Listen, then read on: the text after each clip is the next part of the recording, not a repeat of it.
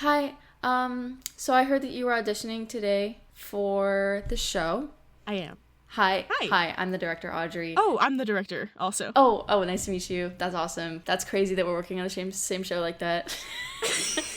In Justice of the Round Table, I'll be playing the role of Audrey. Be portraying the role of Audrey in the play, in the show. And I see here on my clipboard, that you're going to be auditioning for the role of Izzie. I will, yes. Awesome. So have you prepared anything for us today? Can we... if you don't have anything prepared, that's totally fine. I have a few lines here that I could read to you. You can audition. You can just read them back to me. You can perform them to me. And we can see that if we think you're a good fit for the role. Is that okay with you? Absolutely. Yeah. It's just like the nerves have gone to me, so I just forgot everything. No, honestly, I totally understand. I can't, my background actually is in podcasting, so I'm used to being behind the scenes. I don't like being on the live audience. It's very intimidating.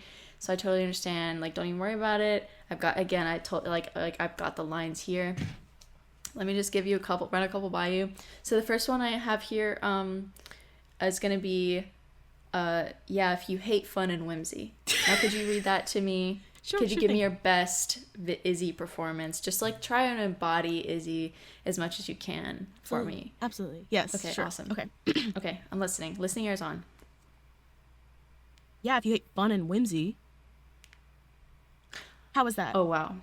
That was actually fantastic. Oh, great. Oh my god. Thank you so much. Okay.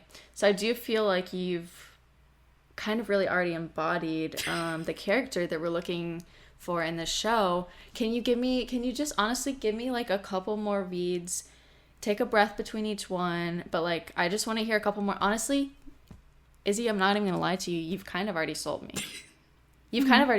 Wow, that's such an honor. For the sake, we've seen so many people today, and it could just be the end of the day, so I just need to hear a couple more takes from you. And then we're gonna get right through this audition process. Yeah, no problem. Same line. Great. Okay. This is one if this is a more playful tone I'm gonna go for. Okay, for sure. To showcase my range. Awesome. Absolutely, yeah. Okay. Yeah, if you hate fun and whimsy.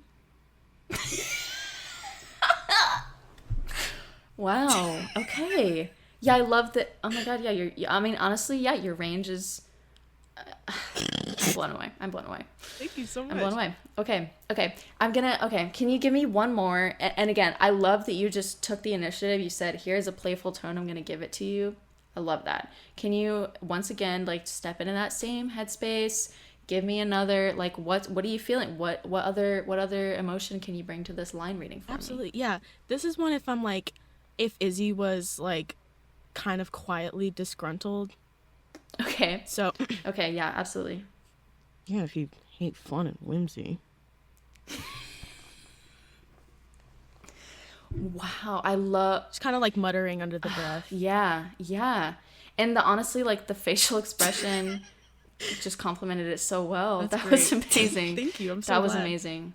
Okay, Izzie, I hate to hold you here even longer because I think you've got the part. And I don't mean to scare you or anything, but I would love to hear one more line read from you. Can you, I've got the line right here, sorry, let me read it, just make sure I've got it right.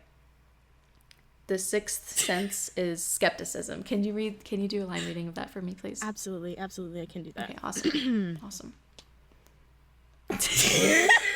I was trying to think of when I said that. Why did I say that? Yeah. Okay, I remember now. Vaguely. Okay. The sixth sense is skepticism. Okay. I like the aloofness of that. Thank you. That's what I was going for. Aloof. Very aloof. Oh, wow. You're just reading my mind tonight, Izzie. That's such an Izzie thing to do. Wow. Okay.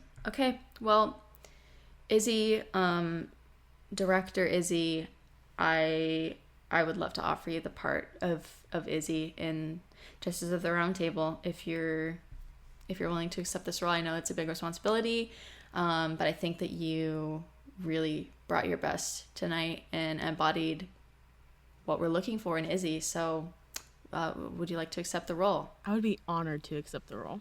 Thank you so much. Incredible. Wow. Yeah, absolutely. I'm so excited to work with you. It is my honor. It's my pleasure. I'm so excited to work with you. I'm just gonna extend my hand for you to shake. Shaking hands. It's just absolutely. Oh my god, yeah. It's gonna be such. So strong and confident. You too. So professional. Not sweaty at all. Not sweaty. Wow. Oh my god. Okay, yeah. This is gonna be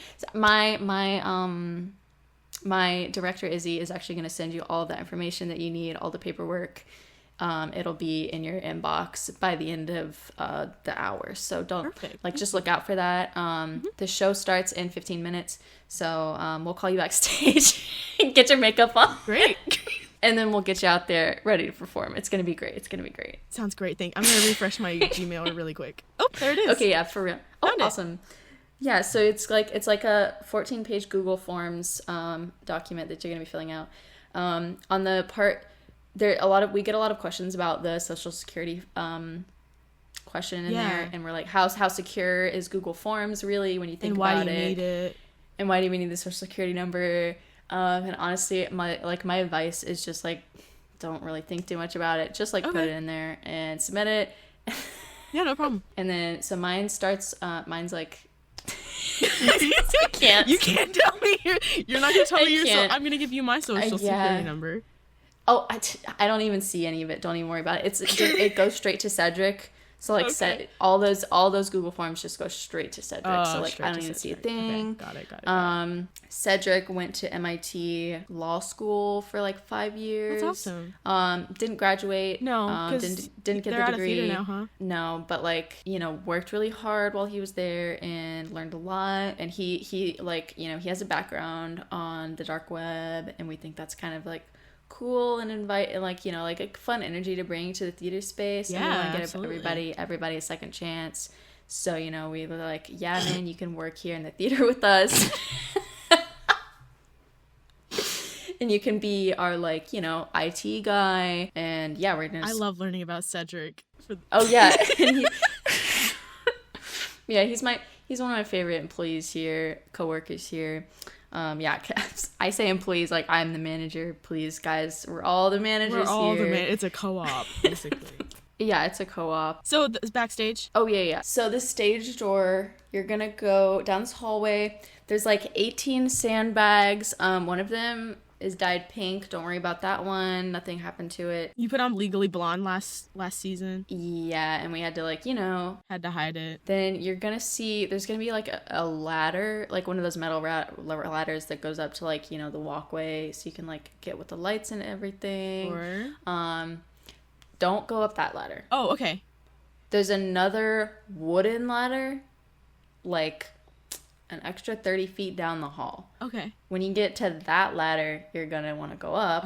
Okay, interesting. Because we're under the theater. It's a really old theater, so it's kind of weird. So we're actually under the theater right now, and so you're gonna want to, and we're also under the street. That makes sense because I did find it a little hard to find the entrance.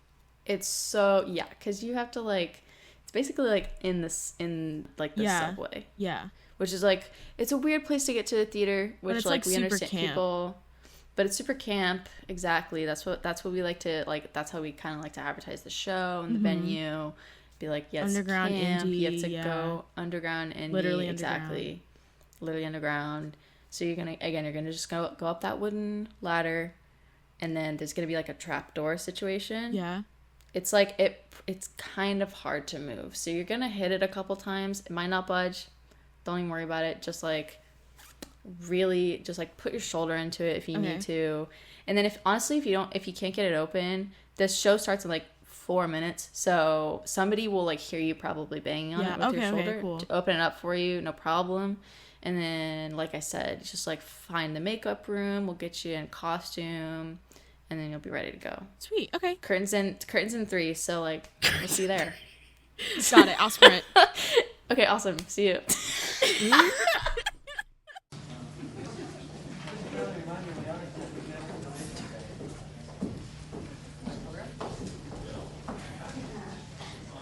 Welcome everybody to the show.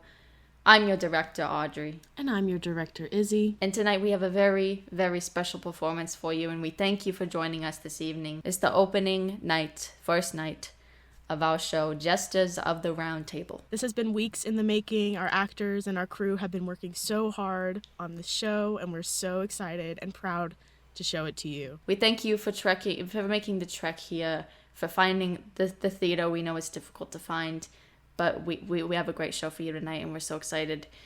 This show is kind of crazy, might make you uncomfortable, it's challenging. It's a challenging piece of theater. So if you feel the need to leave, we ask that please you do not remain seated at all times during the show.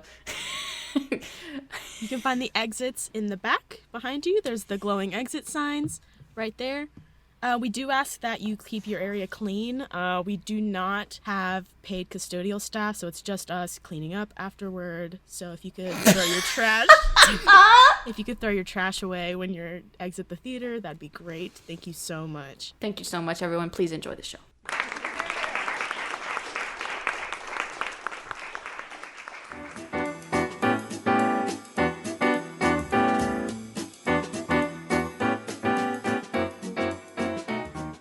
Izzy, would you like to talk to me about theater this week? I would love to talk to you about theater this week. I love theater. Oh yeah. Tell me. I have pretty much always been involved in theater. I think I first got involved in theater in 5th grade. And then I had a pause in middle school because my middle school didn't have a theater program. Womp womp. Womp womp. And I got back into it in high school. And then I got into it in college. And that work with college is 100% of my resume because I have not had a proper job. I just did theater the whole time.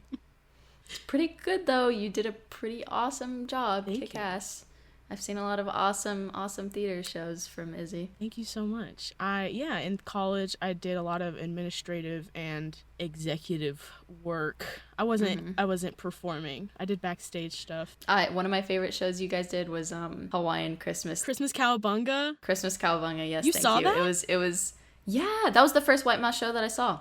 Was I there? Yes, but it was the only White Mouse show that I saw that you were not sitting next to me during the show, I think. Why wasn't I sitting next to you? I don't know. Then maybe you weren't there. But I really enjoyed that show. I thought it was very funny. Very silly. You guys do a lot of, it's a very small troupe, so you get to do a lot of, really fun experimental stuff. Yeah. Which is kind of my favorite theater stuff, because I'm a weirdo.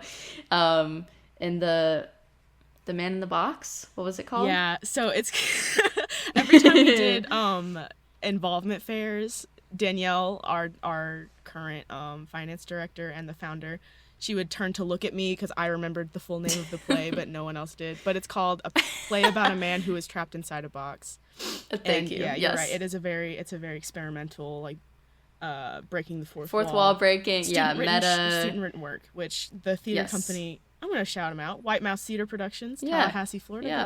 Go give them a follow on the socials. Yes. They do some great stuff, but since it's a student organization, they do a lot of smaller shows. Don't really do any kind of big guys. The only time I've ever seen White Mouse do a big show was when we did a 24-hour musical. Oh my gosh! It was of a French origin that we totally got the permission to do. And I have never seen any iterations of this musical, so it's pretty funny that my only exposure to it was 24-hour, where we learn all the music and the lines in 24 hours. Oh, and so it was very chaotic and hilarious. It was awesome. Yes. Did anybody take a nap during that? No, because we did take a break to go home, but that was included in the 24 hours. We went home and we slept, and then we came back early in the morning. That was the one White Mouse show that I missed that I very much regretted not getting to see. Because that's oh my god. Oh, I know I would have liked it. Oh my god. Can I say my favorite moment from A Play About a Man Who Was Trapped Inside of a Box? Oh my, yes, I know exactly what it is. Yes, you may. It was the first interactive moment in the play, where one of the actors on stage asks an audience member if they could have any 3 things or something, what they would want. and somebody in the front of the theater yelled, "Pussy, money, weed," in that order.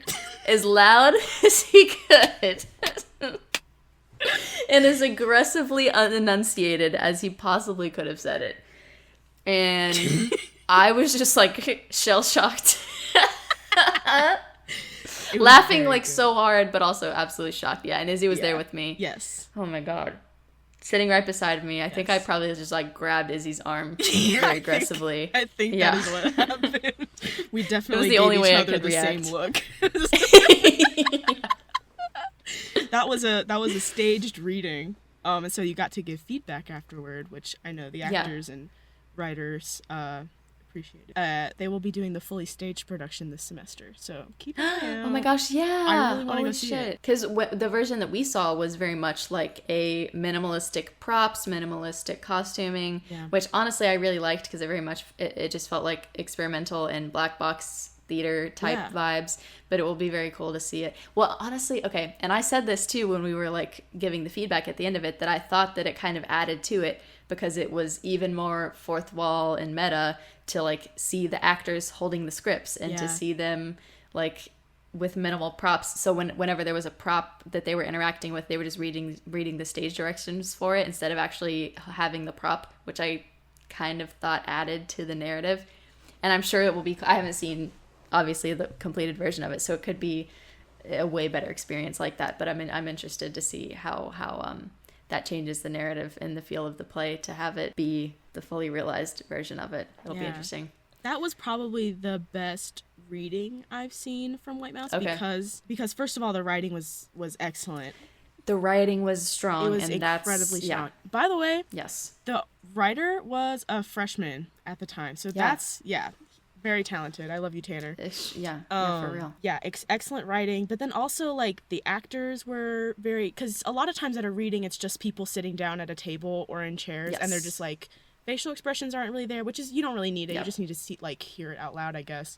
But they were acting it out, and they had... One part, someone sings a song, and they brought out the guitar and, like, sang the song. It was really great. So I'm really... excited to see the full production. Honestly, that was, I guess, okay, so I come from a very different background. I didn't do theater growing up.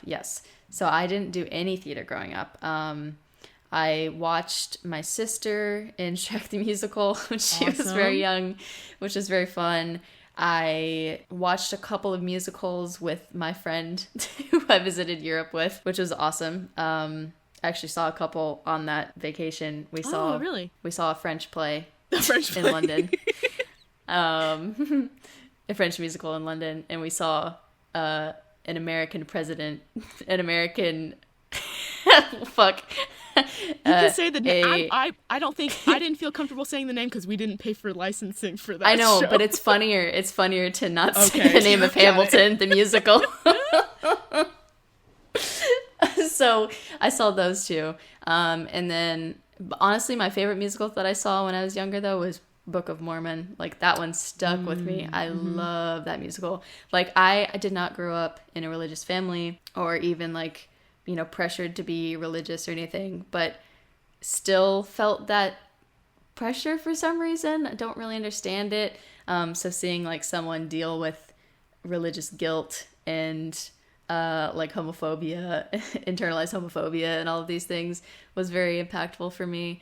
And the music is great and the story is great. It's fun. But like, you know, I never was on the performing side and I'm still not really on the performing side, but when I went to college, I was like, got much more into it, or like at least like seeing theater and like experiencing it, because up until that point I had only seen really high budget productions, and it's not that they aren't awesome, it's that it isn't really cool to see those big shows, but I'm way more into the tiny weird abstract crazy stuff. So I started with like 30 and 60 shows, which is an improv group on our campus, and those are fantastic. They're like an hour long shows where they do 30 sketches. They try to do 30 sketches in 60 minutes, which is very fun. It's very chaotic. Lots of extremely crude humor, which is very fun. Yes. Especially with that like young crowd. Did we go to a 30 and 60 show together? No. This was before we were close friends that I was going so often. I went once with my friend Kenny. Shout out Kenny. So it started with 30 and 60, and then I was like, oh, okay, I like the like weird stuff. This is fun. And then I started going to White Mouse shows, and I was like, oh my god, this is extremely fun. I love to see it. And I especially was like enjoying the reason I think A Play About a Man Who Was Trapped Inside a Box stood out so much to me was because of the feedback at the end. Like, it wasn't just here's the play and now you sit with it and like the themes and the morals and whatever story has just been told to you. I liked that it was like still being workshopped and that we got to, in a way, I felt like I was participating in the theater show, in the production of the show, even though I wasn't performing, because I got to critically think and give feedback about the show. So that was like, you know, some brain worms for me to start thinking about, hey, this is maybe something that you like. And then over the summer, I saw a local show in a tiny, tiny, tiny theater. And it was like... Please talk about this theater. Okay. So it's I'll shout it out. It's in Orlando. It's called Tikamua. And it is an old house, literally just an old house that they gutted and turned into a performance space. It's not actually strictly a theater. They do more musical stuff like jazz shows and orchestral shows and stuff, more so than they do theater. But every once in a while they'll have spots enough or like days, you know, open enough so that they can do some shows. So there was a show called Silence that Tikamua put on, and it was like Monty Python. If Monty Python was very queer and weird, it's already weirder weird than it is, and probably queer, but like, I don't know, it's probably not queer, but you know, it's weird. I don't know. It was just awesome. And it was like, I loved the theater space so much because it was just so cozy and small. The first floor was just like pews. It felt like church pews. They were like old wooden. They actually might have been, because they had spots to like put things on, which made me feel like it was a place for you to put like your psalm book or something. I don't know. I don't. Your program, yeah. But then there was a spiral staircase going up the middle that had like a little tiny balcony, 2 balcony levels, a second and a third story. But those second and third stories literally had like 8 seats each, so they were like so tiny.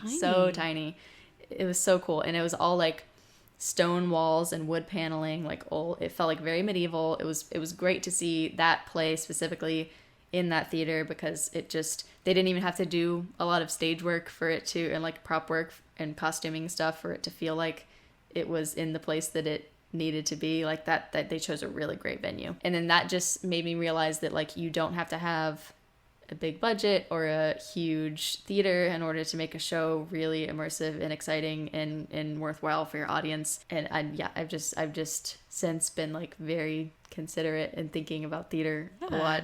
Yeah. I'm so glad. That was long-winded. That's okay.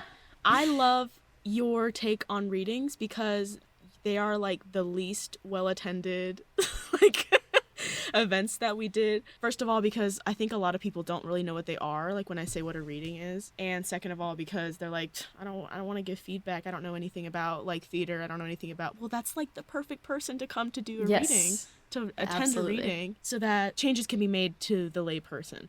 So that's great. And I also love like the idea of being a part of the writing process of a show. That is really fun and really cool that you can do that. Yes. Also, they're really easy to like set up because you just need like a room. You don't need like an actual performance space. Yeah. So I love a reading. They're also like, we talk about how much we love sketches and concept art so much. Yes. And a reading is basically the theater equivalent of that. It is seeing the process and the workflow and the workshopping of it to make it into what will eventually be the final performance. And so I think for me, and I don't come from a theater background, like I have artistic and creative knowledge and like creative process knowledge, which I think helps when I'm talking when I was talking about the show and giving feedback, but like I don't have the specific knowledge about theater. So for me, it was like fun to be able to engage with it on like a literary and writing point of view, and try and provide the best feedback I could. I don't know. There's something very special about that. And I love that you guys got to use the space that you did. Yes. Because it felt, like that little theater specifically was a great one for that show, I thought. Yes. I love the Conradi Theater. It's very gorgeous. I hope White Mouse is going to be able to use it next week. Without paying large sums of money. There's a certain university that I have beef with right now. Please, if you can donate to White Mouse Theater Productions, they could use it. For real. Holy moly. I have no doubt, though, any venue they choose will be a wonderful show. Oh, yeah. I absolutely. know this for a fact. I mean, we could talk about it forever. I'm angry about it. Dude. It's so frustrating that small creative projects like White Mouse can't perform for free. Yes. Like they have. Because we're not even legally, I say we, I'm unfortunately not working with them anymore. But we're not even legally like allowed to take admission because the space that we used was the university space. So it's very frustrating that now that they're being forced to pay to use the space now, which is really awful because they don't give us enough money to put on these shows in the first place. The budgets for each show are $100 on a good day. Like it's barely anything. So it's very frustrating. You can have 4 free nights the whole semester. That's it. Oh, that is it. And it doesn't even just affect theater. That affects every other student organization who needs to meet. So that's really frustrating. The only spaces that you don't have to pay for are the libraries and the classrooms. So you guys just have to start putting on classroom shows. Honestly, I would be down. Or I would love to see. I would love to see how you play with a classroom space. For real. But that's still like taking away the actual theater space. Sucks so bad. You can't even use like the Fine Arts Annex, which has a little theater in it. Yeah, it's very frustrating. Very, very frustrating. And it's like, how else is a small creative team supposed to do this? Like they don't have a huge budget. They're not charging admission. They're not getting huge donation sums. No one's getting paid to do this. Everyone is a volunteer. Yeah. And it's like a thing that people are doing out of passion because they care about theater and writing and performance and creative arts, and to remove their ability to do that for free when they're already paying the school ridiculous sums of money is like, what are you talking about? What are you talking about? What are you talking about? Let art should be free. Like, also pay artists and let them have a living wage. But when it's done out of passion like this, and you're taking away their chance to do that, that's just like baloney, garbage, awful, so insanely frustrating. So go to local theater and support local theater. Yes. Okay, getting off the soapbox, let's talk about more theater. Okay, can I talk a little bit? This is kind of crazy to talk about, but I think we should. And Max will get excited if I talk about it a little bit. Can I talk about my Wii podcast? Oh, yes, please. So I realized very recently that I really do want to do theater in some capacity, whether that's just small little community. I don't want to be a Broadway performer or anything, but like, engaging in small local community theater sounds really exciting to me. And I am writing a fiction podcast right now that's like a scripted one that a friend and I are going to be performing in, whatever other people that we can grab, hopefully Izzie to like voice act and perform with us. But I think for me, it's kind of a form of theater, and it's a form of theater that's like super accessible. Absolutely. Because I have a microphone, I have a computer, I have editing software, and I have Google Docs. Like, I have everything that I need to fully produce a show, even though it's not like on a stage, but I can produce a show and perform and direct and edit in a way that feels theatrical and like creatively satisfying in the way that I feel being part of a theater troupe would feel. Obviously, it's not like the same level of connection and like, sparks flying, when you're like all in sharing the same space with a big cast of actors and behind the scenes people. But I think that it's filling that same desire that's been building in me for a couple of years, which I don't know, it's making me really excited. Yeah, I do think fiction podcasting is absolutely a form of theater. White Mouse did a couple podcasts. Okay, I'll be listening to those. I didn't know about that. Yeah, we have podcasting equipment that we got. Yeah, absolutely. Yeah, podcasting is absolutely, yes, 100%, because it's you're sharing a story. Yes, sharing a story. That's all it is. Yep. Very awesome. I'm so excited for this podcast. I'm so excited for it too. It's also the first time. Oh my God! Wait, repressed memory unlocked. I did do theater. Oh, what? Wait. Holy shit, dude! I just remembered. It was only for 2 years. That's still significant. That's crazy. Hold on. Okay. That's how long I did theater in elementary school.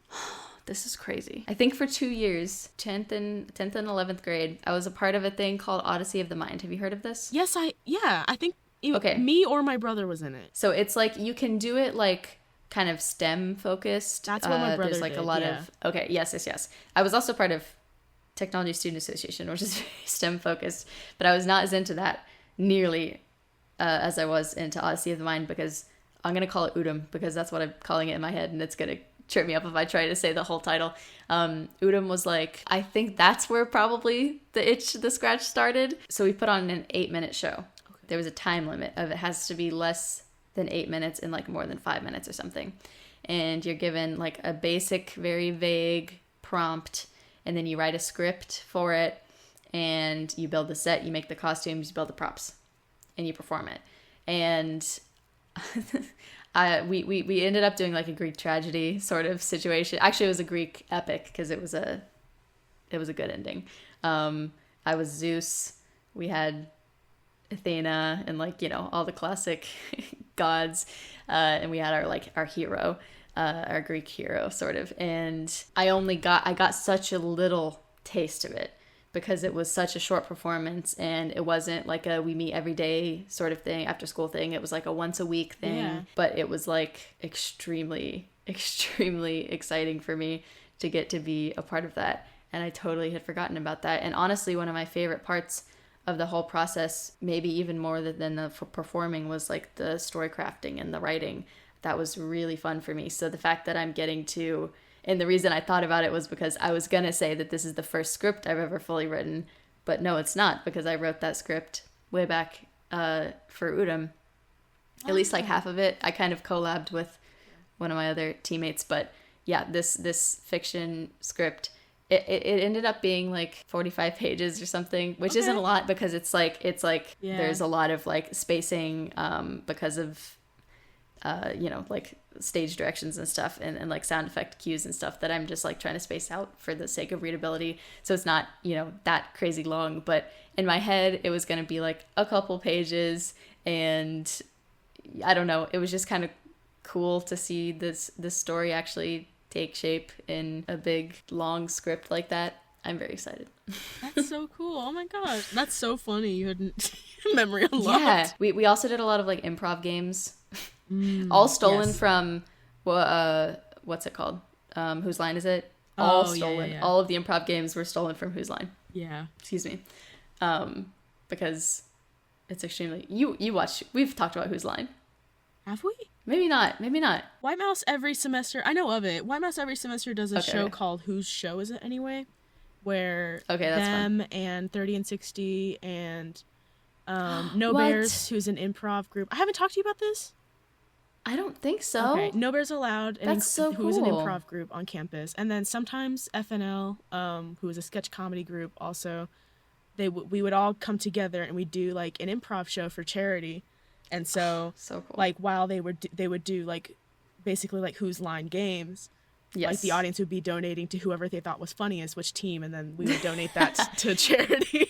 Very good, very good. So that's so funny. Oh my gosh, I never told you about this. That's crazy. Was it like a big turnout every year? Like really fun? It could have been bigger. It was very fun. Okay. I enjoyed doing it. Yeah. But yeah, I mean, I also never went up there because I am scared. I'm shy these days. I get you. I haven't really performed since elementary school when I was the Queen of Hearts in Alice in Wonderland. Alice in Wonderland, that's fancy. Yeah, very fancy. What's your favorite role you've ever done? Well, it was, and also all of your roles. You know what? Actually, okay, I did it for 3 years. I started in 4th grade. We did Annie, and I was the police officer that accosts Annie because they think that Sandy's a stray dog. And then I was also double casted as one of the maids, Mrs. Greer. They gave her a name, which is wild, because she says, soap, no bubbles, I think. And that was the line. So, pretty funny. Awesome. And then I did Willy Wonka, or Charlie and the Chocolate Factory. Oh, yeah. And I was Mrs. Gloop, and I had to do a fake German accent. And the lines were written phonetically, which is very funny to me. You know what? I bet I still have that somewhere. I bet I have my scripts somewhere. You should find it. If I can find them, awesome. I don't think I threw them out. So please do a live reading. I would love to do that for you. Awesome. And then in 6th grade, I was the Queen of Hearts in Alice in Wonderland. And then I bet the costume for Queen of Hearts was the most fun. It was pretty. Gotta it was be, right? Pretty fun. Yeah. There's a picture of me floating around there somewhere. My grandma printed one out and then gave me like a cup with my picture on it. Oh, amazing. Yeah. I also have I also have a Shutterfly photo printed cup. Oh, pretty yeah. Awesome. Mine is of my sister and I in front of a giant stone fireplace, with both of us looking at the camera as grumpily as possible. It's very funny. That's really good. It's very good. And then, like I said, skipped middle school. Got back into it in high school because someone who was working in theater said, we need people, come to the cafeteria after school. And then I was like, okay. I'm not doing anything anyway. Okay. Actually, I was like, no. And then she was like, you're not doing anything. And I was like, yeah, you're right. So I did go. And then was quickly promoted. Nice. Okay, so, there you go. Yeah, stagehand to... Yeah, and then I did tech managing and stage managing. It was very awesome. Did you enjoy behind the scenes more than... I did, because, again, stage I got stuff, shy. Yeah, I learned, I grew inhibitions. Backstage stuff is fun. I grew inhibitions. It's also, yes, it is also fun. I liked building and painting the sets and then telling the actors what to do and, like, doing lines with them. That was fun. I watched a couple shows from my high school's. I wasn't in any of them, but I watched a couple of them. We did musicals, and I watched the one that we did while I was there, which was Mamma Mia. It was fine. I'm not as big into musicals as I am into just theater, like plays. Yeah. But we did How to Succeed in Business Without Even Trying, which was amazing. I love that show. It was so fun. It. That, honestly, that might be a musical. Well, if it was a musical, it cooked. It was good. It was awesome. If it was, it was awesome. Yes, it was fantastic. And then there was another one that I can't remember the name of, and I don't even know how to search it. But it was like a murder mystery show, which was very fun, and it was a theater production. It was a theater company, and a murder took place. One of like the lead actors or actresses or something got killed, and then they were trying to solve the murder while they were getting ready to, like, for their opening night or something. Okay. It's very good. I think actually that might have been a musical too. I think probably I just don't like Mamma Mia is my problem. I don't really like Mamma Mia either. I'm sorry. I love ABBA. Don't really ABBA. Care about Mamma Mia though. No, I don't. The Jukebox Musical. Oh, Jukebox Musical. So apparently I've been to more small theater shows than I remembered. That's so funny. I also remember I had to get community service hours in middle school, so I volunteered at the community theater, and I saw Phantom of the Opera, and I don't remember what it's called, but it was like a shorter, I don't remember what it was, but it was funny. Okay. My local theater is very itty bitty, very small, but I saw Little Shop of Horrors with my friend last year, I think, and it was very well done. They do like their costuming and the actors are all incredible. Like, They work with what they got, and it was really, really good. So I worked, one of the first jobs that I worked at was, I was working in an escape room, and one of the rooms that we had, it was like the backstage of a magician's theater, and it was also a murder mystery thing. I love murder mystery theater. I also just love murder mystery in general. Yeah, I was about to say. But I really like murder mystery theater. But there was like it was like a murder mystery where there were ghosts haunting the backstage, and you had to like go in there and like figure out what was going on. But the set dressing was just so much fun, because you go in there and it's just like shit is everywhere. Like there are dresses, like old like flapper 1920s dresses like strewn about. There's scarves, there's papers everywhere, there's old wooden vanities and drawers and makeup and jewelry boxes and everything. And like most of it, a lot of it at least, is like mounted because it's an escape room and they don't want people just like pocketing all their props and everything. But a lot of it was like fully, you can pick it up and mess with it. And I've done a lot of escape rooms because I live in an area where there are a lot of escape rooms. And that was, even though I worked at that place, and it's kind of like hard to separate the good times from the work, it was one of, I think, the best done and most like immersive escape rooms that I've ever done. It was extremely good, and it was all in the dark. Ooh. You had, the only light you had was a flashlight, which was very fun. And I hadn't seen any other, still haven't seen any other escape rooms that just utilize a flashlight to see everything, which is very cool. So cool. That sounds so fun. Yeah. Also, escape rooms are a type of theater. Absolutely they are. If you're full of fun and whimsy. If you're full of fun and whimsy. You're absolutely right. If you want them to be a theater show, they are. Is all I'm saying. That's literally all it is. That's all it is. If you want to, it is. Have I told you the story of me interviewing for that job? Yes, you have. But you can say it again. Okay. So when I interviewed for that job, they asked me some questions. They asked me about Resident Evil, which I thought was very funny, because I told them that I liked Resident Evil, and they were like, oh my god, tell me about that. I was like, oh sure. And then at the end of, after they asked me some questions, the end of the interview, to see if I was a good fit for the job, was to do an escape room by myself. So even if I didn't get the job, I got to do an escape room for free.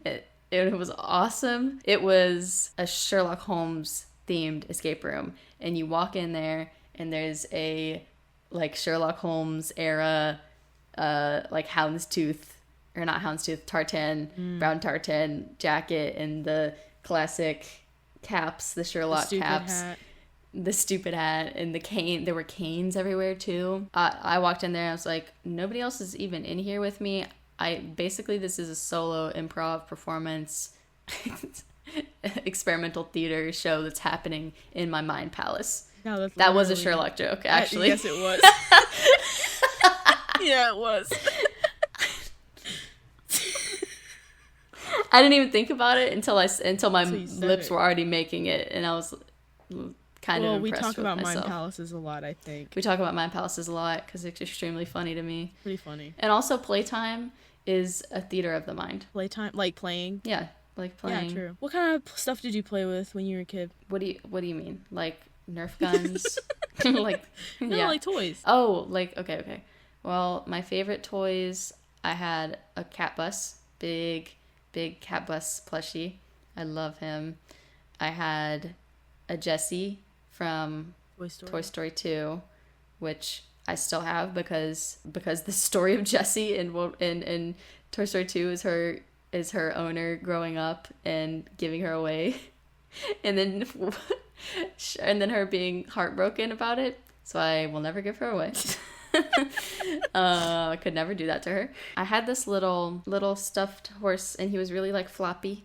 He was like just a stuffed animal, so his legs would shake when I tossed him around.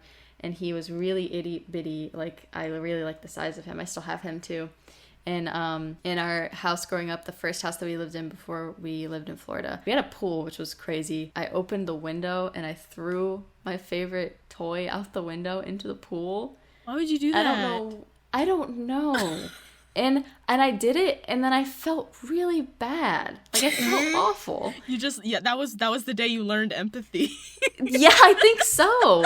And I went down there, and I got him out of the pool, and I went to my mom, and I was like, Mom, he's all wet. What do I do? Like, why did I do that? That's so crazy. I remember that very vividly. Like, it felt awful. It felt so bad. I love that story. And then I never did that again. I love that. Because that's such a kid thing to do. Why'd you do that? Mm-hmm. I don't know. I threw my favorite stuffed animal out the window. I had just named him, too. Like, I remember I was, like, sitting up there. I was thinking up a name for my little stuffed animal horse, who I love very much. And I threw him out the window. And I went downstairs and got him. It was really sad that he was wet and that I had thrown him. What did you play with? I've had Littlest Pet Shops. Yes. I had some Barbies. I had some My Little Ponies. So okay. Pretty much good typical spread. Girl toy selection. Although sometimes I play with my brother's action figures. He didn't like that. Okay. I remember. Did you play with Pokemon cards? We weren't really a Pokemon card family until my little brothers came around. The two younger guys. Now I don't think they even really care about Pokemon. My brother has a big collection of cards. He doesn't. He's played the game a couple times, but yeah, not huge on. Okay, but keep telling me about yours. I did have like storylines for all of my of my critters. Although when I got old enough, one of my mom's friends or acquaintances, I don't remember, her house burned down and they had a little girl, and I donated all my Littlest Pet Shops to her, and so I do not have them anymore. But I hope she got. That's very sweet, though. Thanks. I do remember I was very like meticulous about my stuff. Like I always played the same, like continued the same story. I think whenever I was playing with them, which is theater. Which is theater. Which is theater. And the same goes for the ponies too, because like I always paired the same ponies together and like they had their cliques and everything. So that's interesting, I think. And I don't think the ponies and the Barbies ever played together. It was like, no, I'm gonna play with Barbies today. From separate worlds. No, they're separate universes. These do not interact. No. No way. You never had one crossover episode? I might have, and then I was like, this just isn't it. It's just isn't, like, they're not even the same size. They're not even proportionate. They're not even the same size. They can't even ride the ponies. No way. Polly Pockets maybe could ride them. I really wanted Polly Pockets. I had a friend who had Polly Pockets, and I really enjoyed playing with them. They're very fun. They're fist-sized. They're so little. Child fist-sized, which is very good. I like that. There's a thing, people always joke about wanting to eat the Polly Pocket clothes. It does look like gummy. It's gummy. Weird. It's really strange texture.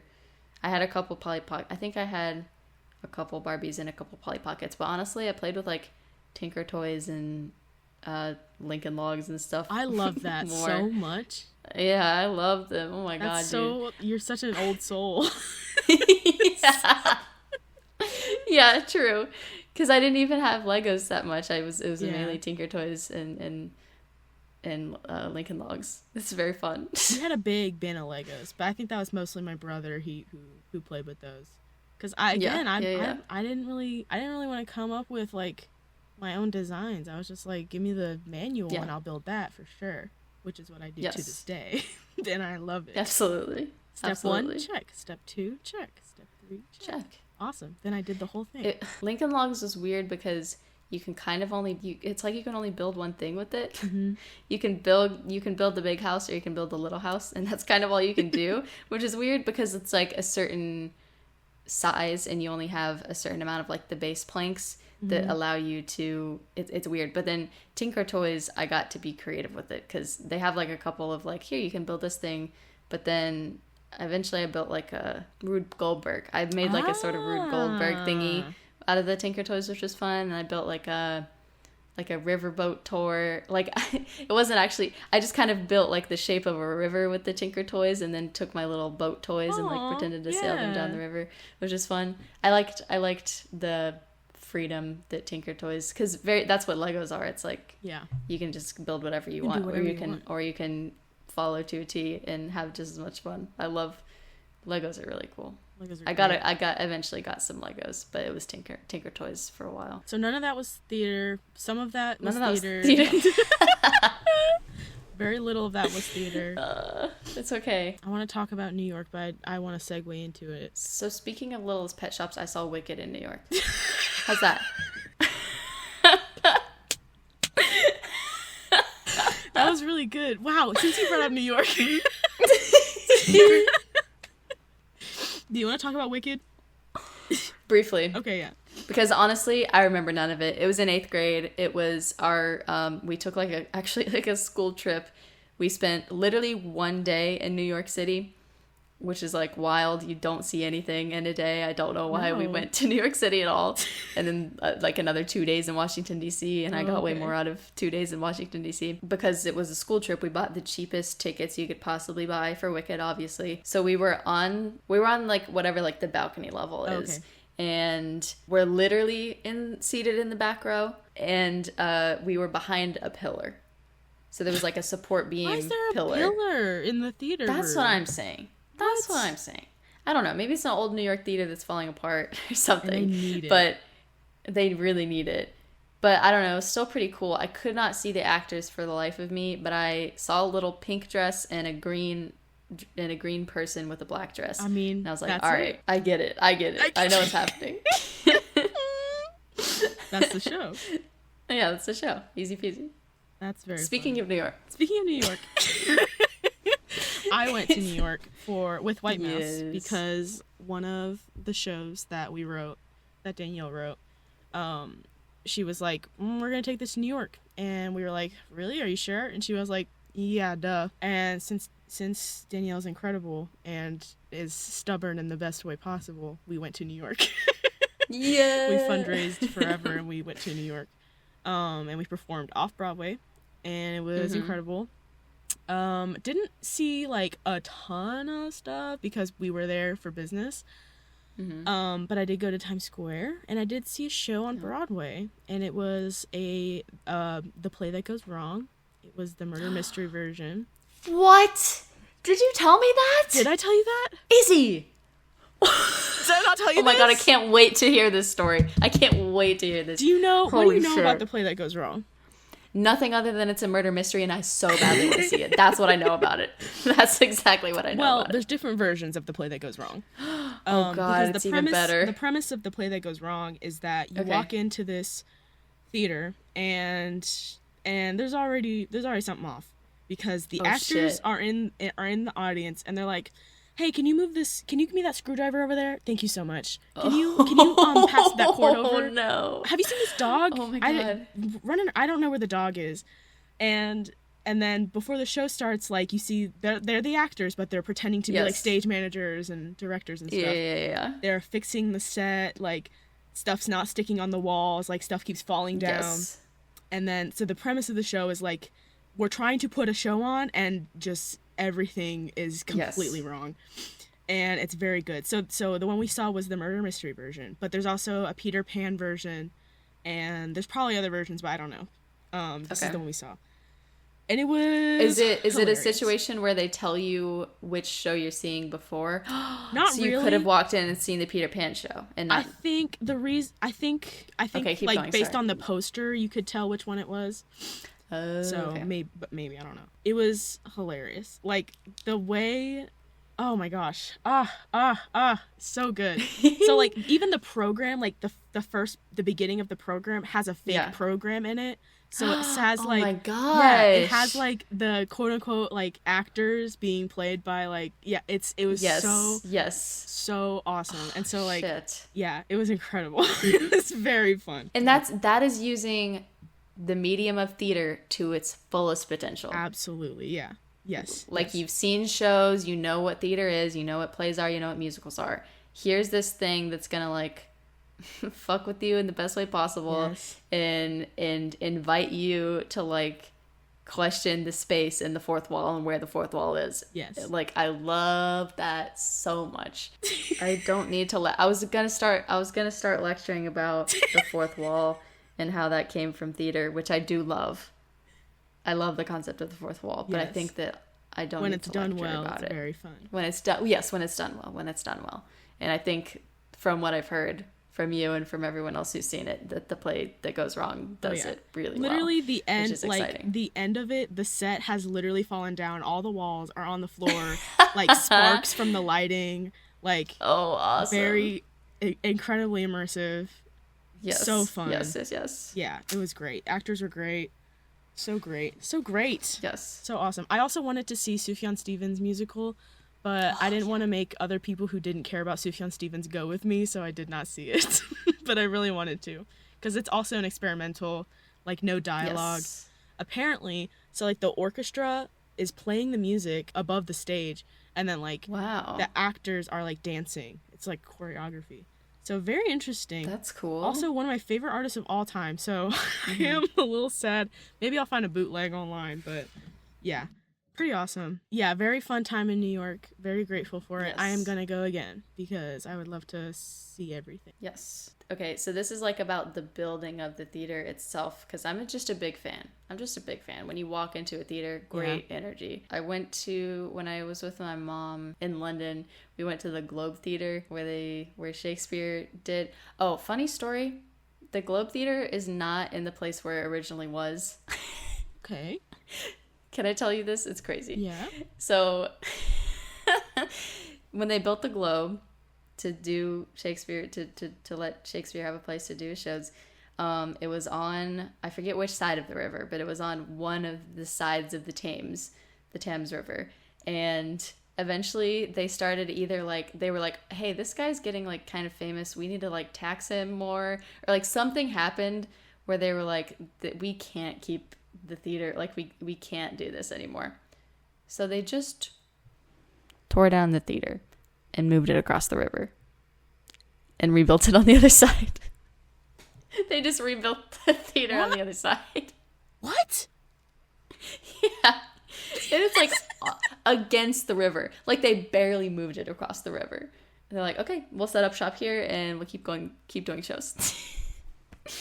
It's so funny. I think it's so funny. And that's hilarious. What? Yeah, it's extremely funny. And so in the theater, in the Globe, there's like the ground floor. There's like the floor, like the standing floor, which are the best seats in the house because you're closest to the actors, right? Yeah. Like you're closest to the stage. They're also the cheapest because back in Shakespeare time, it was like if you were on that floor, that's where everyone was like pissing and pooing on the floor. Yes. And like there's no bathrooms or anything, excuse my potty language. So everyone was just like, and everyone was like drinking beer and stuff. So you're just like, they're rowdy. On the floor. They're rowdy. They're wild. And yeah, and they were like screaming and yelling. Like it wasn't like a quiet, respectful like atmosphere like it is today. It was like people were engaging with the atmosphere and the performance and the story. Low key bring that back. Yeah, for real. I would love not to like for every have show, but like market, but like let people know this is a rowdy one. Yeah, you can be silly in this one.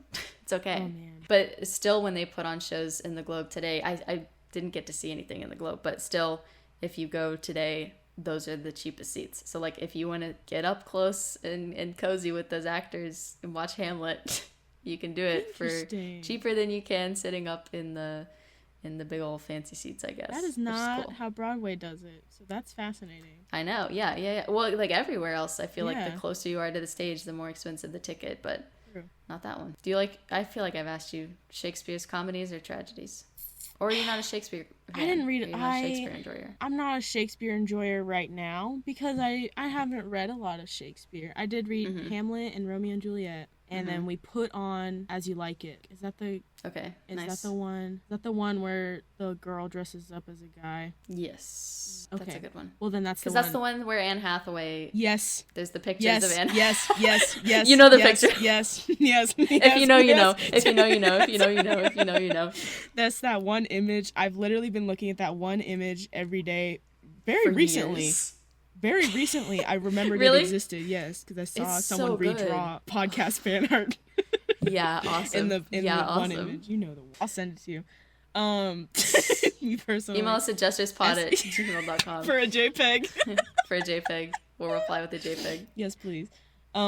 We did that one in high school, but I was I think I came in. That was a semester I entered, so I wasn't there the whole time. Good time. Oh yeah, but yeah, I'm not like. It's just I need to get over my fear of classic literature. Then I'll like it probably. That's okay. You don't have to ever like it. That's true. I honestly, Shakespeare's the one like modern adaptation theater that I kind of appreciate, because I don't know, Shakespeare kind of doesn't need a time period.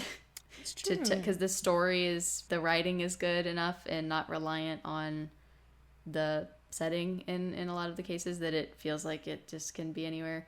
I watched a version of Much Ado About Nothing with David Tennant. Yeah, have you seen this one? No, I know of it though, because I was in love with David Tennant. yeah. That one was extremely funny. Big fan. I really like Midsummer and Much Ado About Nothing. Midsummer Night's Dream and Much Ado About Nothing. I haven't read a lot of the tragedies because I like the comedies. Well, the good news is that Shakespeare was he was so early on in the game that like almost every movie has a Shakespearean plot. Yes, literally. So you've probably seen it in some form or another. If you've seen The Lion King, you've seen Hamlet. Izzie and Audrey look to the audience. Deadpan. Blackout. Curtains close.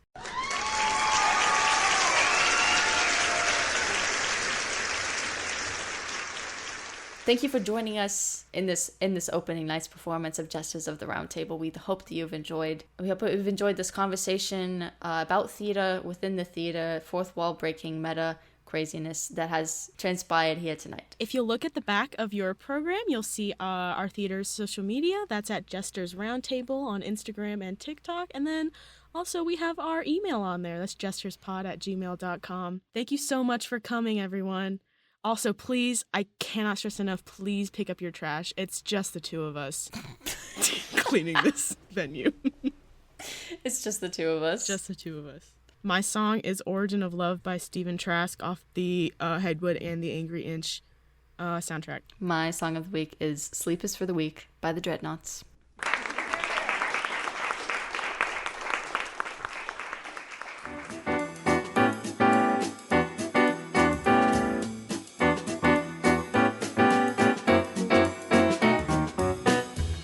You disconnected for like half a second. That's very weird. Wait, hang on just a second. Hold on. Sorry. I just need to... Okay, sorry. Sorry, I'm back.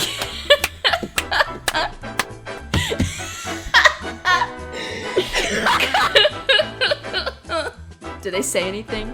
Enjoy the show. No, people just like... Enjoy the show and then they walk off. Yeah, people clap. Perfect. Okay. Oh my god, I'm unlocking more repressed memories. What? Dude, good grief. This is awesome. Apparently, I was really sad in high school, so I don't remember a lot of it. That's not funny. So it takes a lot of effort for me to remember high school. Got it. How long does NDA last? That depends on the NDA this time. Yeah, I figured, huh?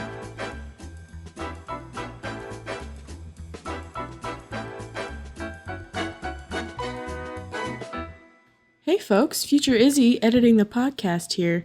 We had some technical difficulties when we were trying to record this. So a couple times when we started recording, 5 minutes later, we had to stop because there was something wrong with the audio. The good news is that I said, upload this though, because we might have said something funny enough to put in the bloopers. And boy, did we. Audrey's audio software kept messing up. And so their audio sounded like this for a little bit.